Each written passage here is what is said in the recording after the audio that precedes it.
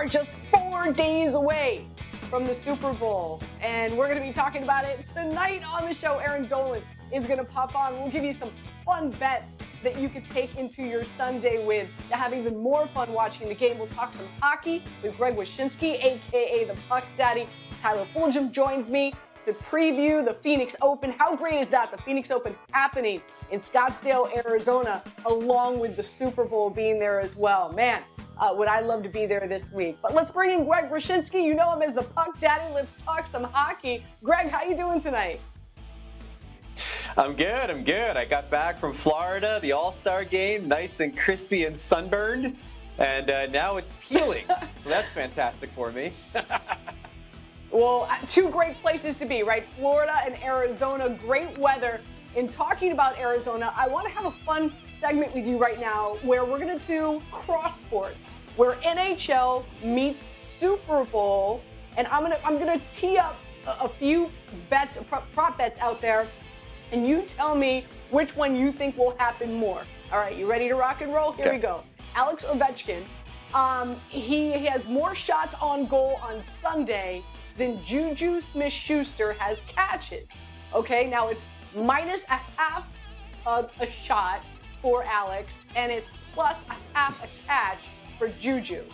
So with that being said, Alex, I know around 4 or 5 a game he averages. Meanwhile, Juju, he averages about 2 or 3 since the end of December. So very interesting. I'm curious what side you're leaning here. I'm leaning Juju on this one, to be honest with you. I think overall this season, Juju's averaged around 5 catches a game. Alex Ovechkin, like you said, he's a shot machine, averages 4.3 shots per game. But the San Jose Sharks, the team the Capitals are playing on Super Bowl Sunday, pretty good at avoiding power plays. Don't give a lot of power plays to their opponents. And as you know, that's where Ovechkin really likes to increase the shot totals from the quote-unquote Ovi spot on the power play. So I'm going to take Juju on this one to have more catches than Ovechkin will have shots. Could have more because, as we know, Mikko Hardman is out. He was placed on IR. Also, Kadarius Toney dealing with an ankle issue. Will be interesting to see who's going to get peppered with those targets from Patrick Mahomes. Number 2, we've got the Kraken, the Seattle Kraken. Goals on Sunday against MVS, Marquez Valdez-Scantling, his catches. Now, the Kraken, their juice is minus 125. MVS, that juice is minus 105. As we know, it's the first time that the Kraken are going to go up against Philly. They haven't played them this season. Meanwhile, MVS had 6 receptions against the Cincinnati Bengals their last game. But prior to that, he was only averaging 2 to 3 a game. So, Greg, what side are you on here? Yeah, I'm taking the Kraken in this one. I'm leaning hockey here. MVS, as you said, has only hit 4 catches in 5 of 22 games this season. You look at the Kraken, no, they've not been all that great offensively lately, but they did get their star center, Matty Beniers, back in the lineup this week after the All-Star break. He had been out with an upper body injury. And the Flyers are going to be coming off of back-to-back games in this game against Seattle. And plus, let's be honest, we don't know what the atmosphere at this Flyers game is going to be like. Is it going to be weird? Is it going to be rabid? Is it going to be empty as everybody's preparing for the Eagles in the Super Bowl? I don't know. I just know I don't like that for the Flyers. So I like the Kraken here to score more goals than MVS will have receptions.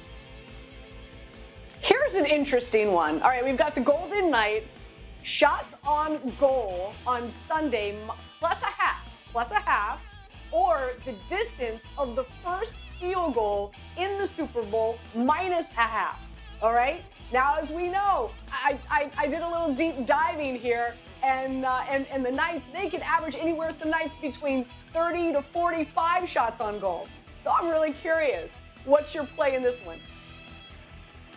Well, they averaged 32.1 shots on goal at home, which is where this game's going to be.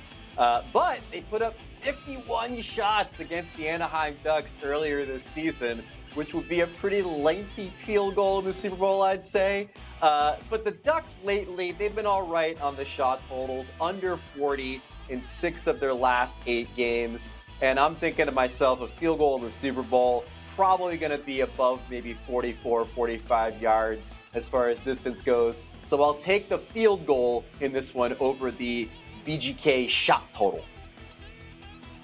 You know, it's interesting. Both these teams, the Eagles and the Kansas City Chiefs, they go for it on fourth down a lot, right? Like, I'm curious how many field goal attempts they're even going to try on Super Bowl Sunday. Last but not least, we've got the Flyers going up against, of course, the Kraken on Sunday. Like I said, it's the first time these two teams will be facing off against one another. Meanwhile, you can have the Flyers goals on Sunday against the Kraken or the Eagles sacks. Now, both these are juiced up to -115. As we know, the Eagles 5 sacks against our Giants a few weeks ago, but only 3 sacks against the 49ers. 8 total in the postseason.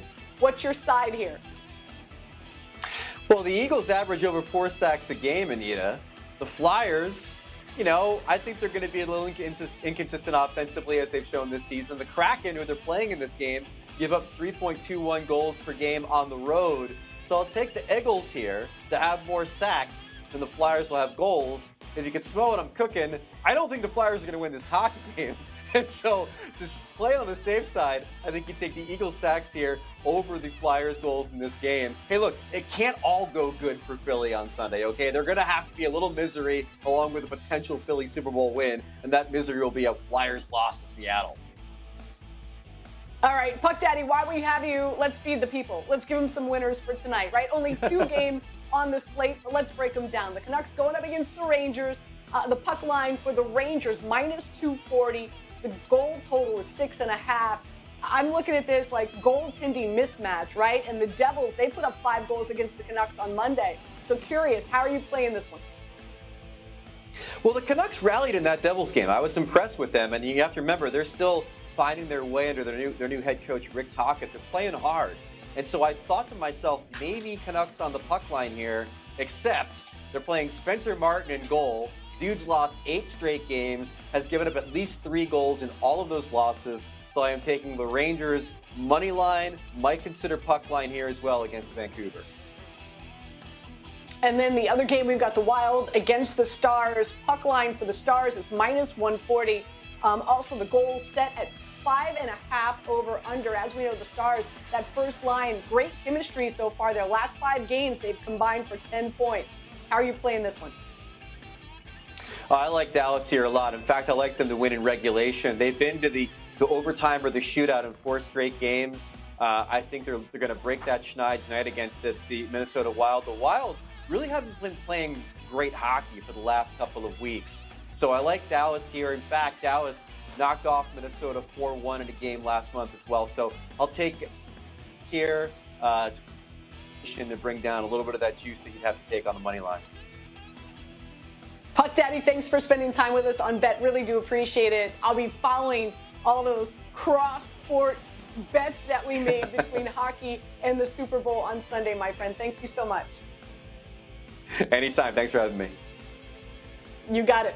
We bring in Erin Dolan, the huge, her, and of course, Joe Fortenbaugh, big Eagles fans. Erin, we are 4 days away. How excited are you? Can Sunday get here fast enough for you? I am so excited. I'm actually going to be watching the game in Philly by Broad Street, so I am totally ready to charge down Broad Street. I won't be climbing any poles. I know they grease those. I will be on my best behavior somewhat if we win, but I'm under the impression, Anita, that we are going to win, and I'm preparing for that. Well, let's break it down. This is my first opportunity to talk to you this week, so thrilled to have you on Bet. As we know, the Eagles favored by 1.5. The over-under, it's been fluctuating. Right now, it's at 51.5. How are you playing the game, Erin?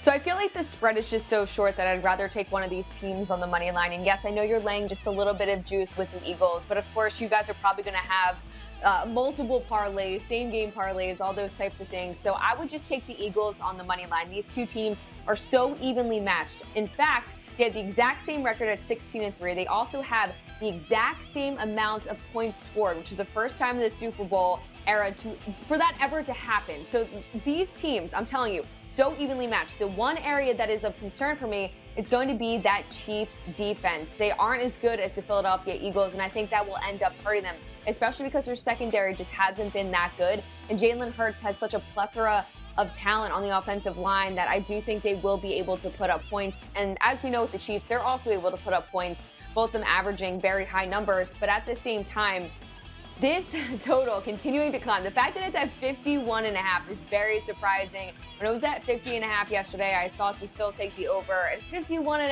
I don't know if I'm going any higher than that, but of course the public is going to want to bet the over. But this just makes a great game in terms of player props, especially when you see a total that high. So I hope it's a high-scoring one. I expect it to be. I'm just not going higher than 51.5, and I would just take the Eagles to win outright. All right, let's spend some time breaking down some prop bets. And let's start first and foremost. What are your favorite Kansas City offense prop bets? What are you playing? Well, I feel like this one is just so popular, and it kind of feels like a sellout type pick. But I have to go with Travis Kelce to score a touchdown. It just feels like he's going to. I mean, come on. Patrick Mahomes has continued to rely on tight ends and running backs, even more so in his first season without Tyreek Hill. He's 30 touchdown passes to tight ends and running backs, which is 14 more than the next closest QB. Kelce, career high, 12 touchdowns so far this season during the regular season, 3 touchdowns in the postseason. He's had 15 touchdowns in 18 career playoff games. I do expect him to find the end zone. On top of that, I'm looking at Patrick Mahomes to throw an interception. I know a lot of people get on me about these interception props, but I do think he will end up throwing one, considering in both Super Bowls that he's played in, he's had at least 2 interceptions, okay? Then you look at the Eagles' defense. During the regular season, they had 17 defensive interceptions, which ranked 3rd best in the league. That pass rush is going to pressure Patrick Mahomes. We know he's going to be getting the ball out quick because he's dealing with that ankle injury. I would not be surprised if he threw a pick in this one. So Mahomes interception and Travis Kelce to score a touchdown on the Chiefs side. Yeah, listen, Erin, ditto with you as well. Travis Kelce, anytime touchdown, Patrick Mahomes, interception. Really interesting. There are some records to be broke here when it comes to Travis Kelce. If him and Patrick Mahomes combined for 2 touchdowns, they surpass Brady and Gronk for the most touchdowns in the postseason in NFL history. If Travis Kelce scores 1 touchdown, he leapfrogs over Gronk to have the 2nd most receptions in the postseason, right behind Jerry Rice at 22. So I do believe they're going to be targeting him in the red zone. I love the Mahomes interception. I think they're going to be uber aggressive, and we know what ball hawks the Philadelphia Eagles secondary likes to be. I'm going to add in another, and that's Pacheco over rushing yards.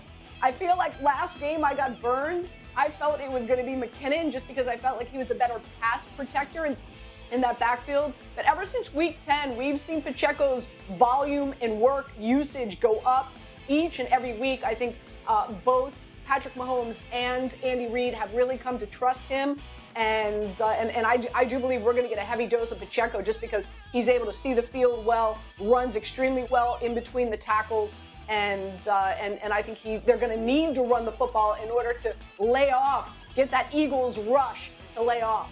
So just a few of, again, the Kansas City offensive props that I like.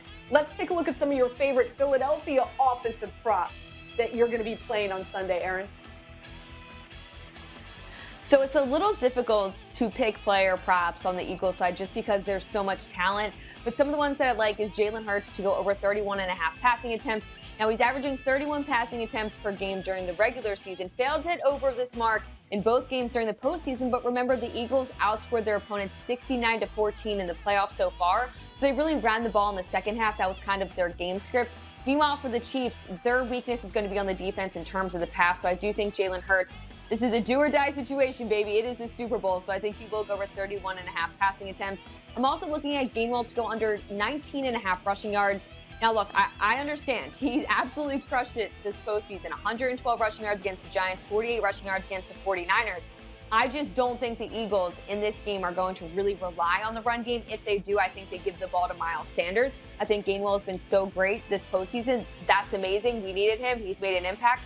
I just think in this game in particular against this Chiefs defense, that's not going to be the way the Eagles played the game. So I'd be looking again at Jalen Hurts to go over for his passing attempts. Again, not passing completion, passing attempts.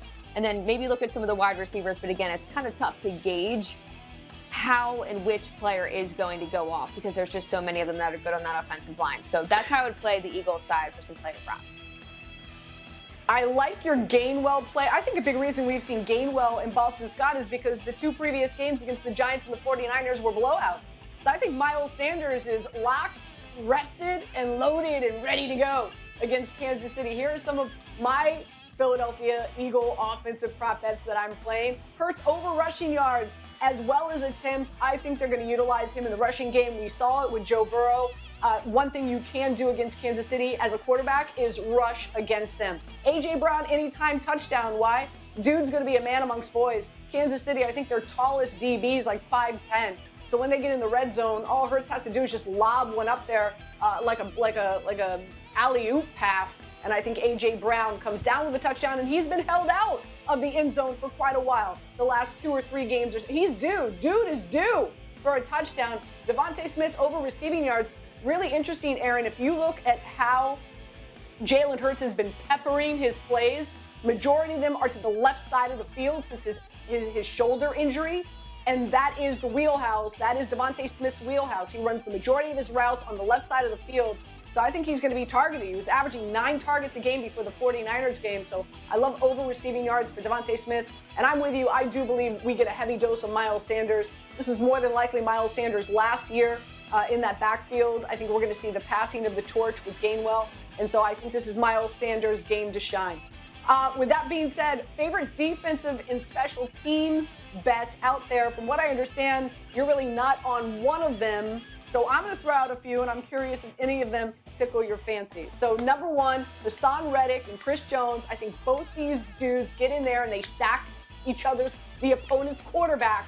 Now, the juice might be a little bit too much, but you could play the same game parlay with a Reddick and a Jones sack. It comes out to be plus 205. I'm down for that. I'll play it. Jake Elliott under 7.5 points. Why? This is your team, Erin. You know them better than most. They go for it on 4th down.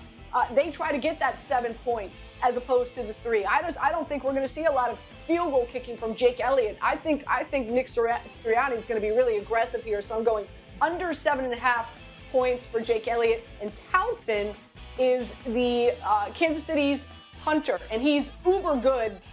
He averages 50 yards per punt. His longest this season is 76. So I'm going over longest punt for Townsend. Any of those you like? Anything I've thrown out there that you're like, hey, okay, Anita, you know what? I might play that.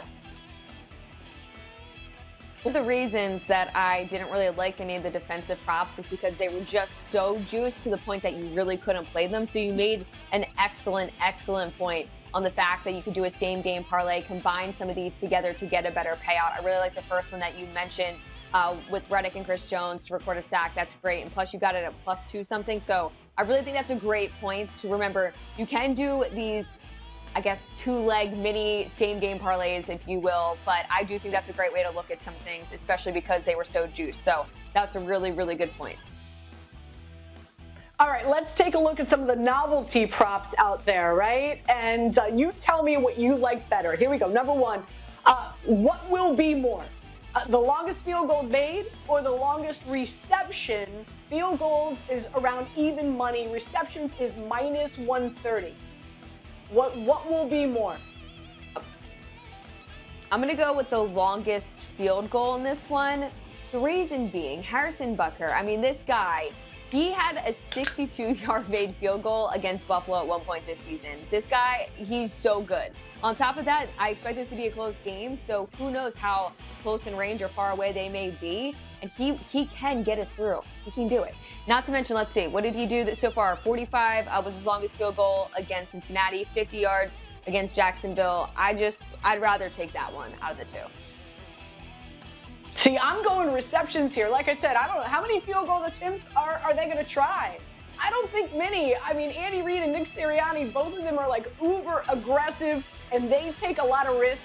Meanwhile, I love this Philadelphia Eagles passing game against the subpar Kansas City secondary. A lot of young, inexperienced players, height differential. I think the Eagles are going to rule in the passing game. Here we go. Number 2. At least one touchdown in every quarter.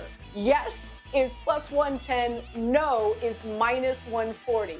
One touchdown in every quarter. Erin, how are you playing it? I'd have to go yes in this one because I do think it's going to be a high-scoring affair. We know the Eagles are really good in the first half of games, so I do expect them to put up some points. Same thing with the Chiefs. They're going to press them. Look, the Eagles' defense is good. We know this. They've held both opponents so far in this postseason to 7 points. That's not going to happen with the Kansas City Chiefs. The Chiefs are going to score, so I feel like it's a match and a duel of who's going to score the most points, least amount of mistakes. But I do expect there to be a touchdown every quarter, so I would go yes on that one. Yeah, I'm with you. Both these offenses are really explosive. You've got to think at least Kansas City is going to score 1 touchdown, maybe 2, with that connection between Mahomes and Travis Kelce. And I just think this Eagles offense is so good. Kansas City's defense, I don't feel they're going to be able to stop them. I think the Eagles score a touchdown every quarter. I really do. I think this might be a blowout, Erin. I hate to say it. I don't want to jinx it. But I definitely think the Eagles win by 10. All right, here we go. Last one for you. Will there be a first half lead change?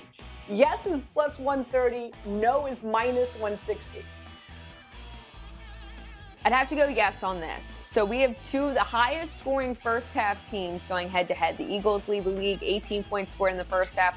The Chiefs an average of 16 points scored in the first half. This could be back and forth. Odds makers expect this to be close. I expect this to be close. On top of that, the Eagles have outscored opponents by 163 points in the first half of games. That's insane. But who's to say the Chiefs don't score first and then the Eagles come back, they put up 2 touchdowns? Who knows? I just feel like it is more likely that this could happen. So I'd have to go with yes on that one.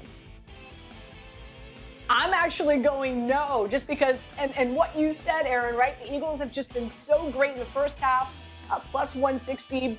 I think I had 160. Anyway, it's a lot.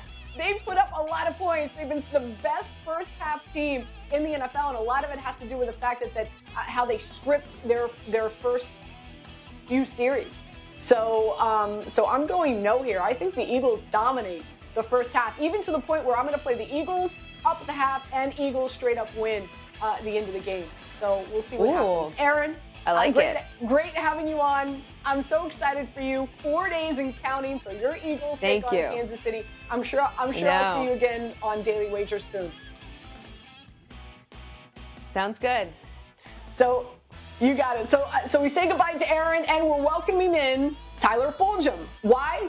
He's a golfer. I'm a golfer. It's the Phoenix Open. How great when it all comes together. We've got the Super Bowl in Glendale, Arizona, and we got the Phoenix Open in Scottsdale, Arizona, and it all has come together. What a magical weekend. Let's listen in. This is Tyler's picks heading into tomorrow's matchup. Yes, Anita, this is one of the best stops of the entire tour season. Waste Management, TPC Scottsdale, the week of the Super Bowl, no less, in Glendale. Maybe one day we'll have the good fortune of being there early in the week for media celebrity rounds, but right now, we're just trying to help our viewers win a little bit of cash as they wager this year's event. All right, at this particular course, you want guys who are very good ball strikers. Tee to green scores, putting can come and go. These are very large greens, so once you get it on there, putting is kind of hit or miss. You want guys who put themselves in position to score.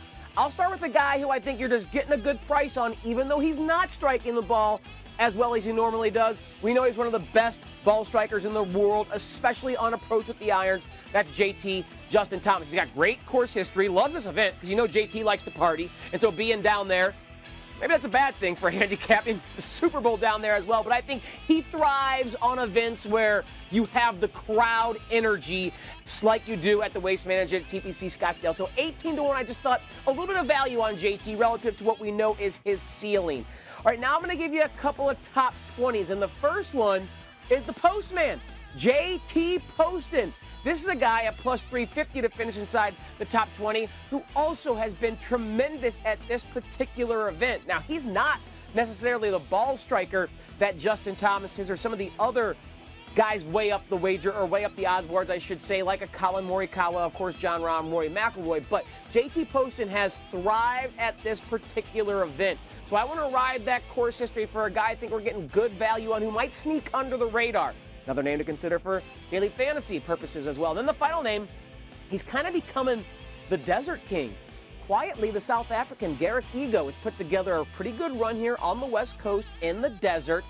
At plus 500 to finish in the top 20, here's someone who has only played this event once. Last year finished 21st in his debut. That's pretty good for a debut. Usually you need more course history here. So plus 500 or 5-1 on Ego inside the top 20 to continue the momentum he's built the last few weeks. Those are my par 3 plays, and hopefully one of those is an ace like we might see on the 16th hole. I like it, Tyler. I like wherever he go, I go. I love your he go play there. What are my top 3? And you're absolutely right. Playing in this tournament, this is like a party meets the PGA Tour. Where normally you're told to like pipe down, be quiet. This is just like mad crazy fraternity party at a golf course. So you want golfers who are just like have that personality, are fun, love to play with noise. You know when you're playing golf and you've got somebody who's like playing music really loud, and then you've got somebody else who's like, can you turn down that music? No, we're gonna turn up the music. That's what this course and that's what this tournament's gonna be like. So who do I like? Tom Kim. That's right, for the win. And guess what? It's 28-1. He knows how to win in the desert. Yes, this is his debut, but Ricky Fowler won here in 2019. He's got Ricky Fowler's caddy, who he had on his bag, playing alongside Tom now, caddying for him this week, and he lives in Scottsdale. So he's got a caddy on his bag who knows this course extremely well. Tom's won twice already on tour. He finished 6th in the American Express, and so far this season, he is 1st in strokes gained total. And here's the big key. 2nd in proximity from 150 to 175 out. That's an important metric. That is more times than not the distance that you're going to be at with your approach shots. Number 2, give me some Ricky Fowler to finish in the top 10. That's right, I said Ricky Fowler at plus 450. Is he back? Possibly. He's been working with Butch Harmon lately. And get this, 2nd at the Zozo. He finished 11th at the Farmers and the 11th at Torrey Pines, where he usually misses the cut. I think that says a lot about Ricky Fowler. He's won here before in 2019. This is his favorite tournament. He loves the crowds.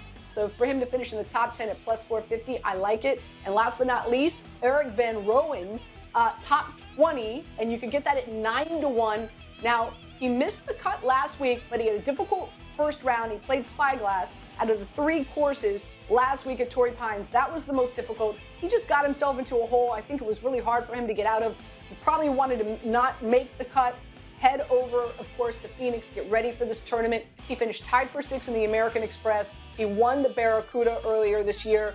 13th in approach from 150 to 175. Remember the metric I told you, which is really important heading into this tournament. And he's familiar with this type of altitude. So those are my 3. Tom Kim to win at 28-1. Ricky Fowler top 10 at plus 450. And Van Rooyen at top 20 at 9-1. As always, we like to end the show with Before I Let You Go.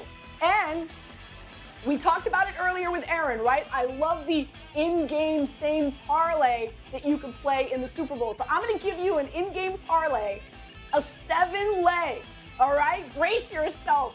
50-1, people. This hits. Yeah, hit me up on Twitter. Give me the love. Here we go. First and foremost, you know what side I'm on. It's the Eagles minus 1.5. Erin and I just talked about it. They're the better team. I truly believe they're going to win. I do believe that they're going to win at least by 10 points. So if I just have to lay 1.5, I'm all about it.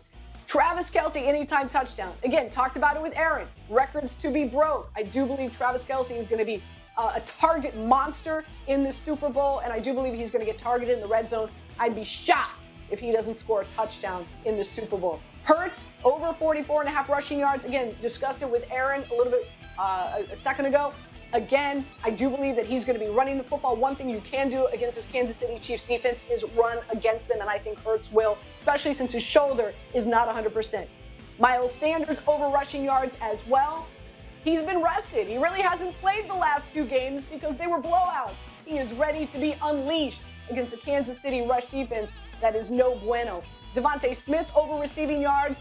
I talked about it.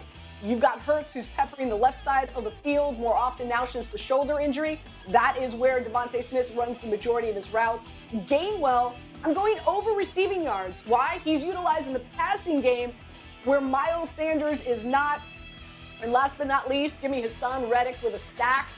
Dude's been a beast all season, and I do believe he's going to get after Patrick Mahomes with a subpar offensive line, and of course Patrick Mahomes dealing with that ankle issue. So again, a 7-leg, same game parlay at 50-1. Play it. Why not? What if it all hits? Then we're all living large, heading into March. Or, right? Yeah, heading into March. Everybody, thank you so much for tuning into Bet. Really do appreciate it. We'll be back on Friday. We'll see you then.